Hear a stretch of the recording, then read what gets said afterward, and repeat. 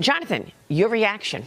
Well, I think one of the things that was interesting with Trump's interview was he said he's going to obey the court order. So these people are saying he's doing all these unconstitutional things. He said he'll obey it, but these judges really are out of line here, particularly in this Alien Enemies Act, because the sole purpose of this act was to empower the executive to make these decisions outside of judicial review. So now a judge is injecting himself. And what's also really troubling about this is the judge basically saying turn planes around in the air, which, you know, safety issues, national security issues should not be in the hands of this judge. But I think ultimately this is going to be a win for President Trump, because this judge will be appealed, President Trump will be vindicated, and then this legitimizes everything he's doing and empowers him. And some of these other judges have really gone way over their skis, basically telling the president who he can and cannot fire. And I think ultimately those will fail too, meaning President Trump will prevail on those issues as well. I mean, how do you make a ruling to turn the flights around and not even focus on the issue at hand, Adam?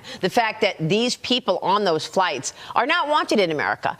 They're dangerous drug cartel members. They're on those airplanes for a reason. Yeah. And the reason is they're bad people and get them out. Right. I think it's fascinating that 20 AGs from 20 different states are falling in behind President Trump, saying, no, we actually support you, President Trump. And so we're now stuck in some sort of peculiar legal process. I'm not sure any of us have ever seen this before, where a single judge tries to countermand the White House. That is democracy at work. Sometimes it's ugly, but there is a logic to checks and balances. I think that the president will ultimately prevail. You've got to remember who this judge is as well, Emily. I mean, look, let's face it. This is the same judge who gave the smack on the wrist to Kevin Kleinsmith at the FBI during the whole Russia collusion made-up story. This is the same judge that stopped the pipeline from going through North Dakota, as Kevin Kramer told us yesterday. This is a judge that wants to resist Trump, period. The American people elected Donald Trump in November, not any of these leftist activist judges. These judges are out of touch with the American people.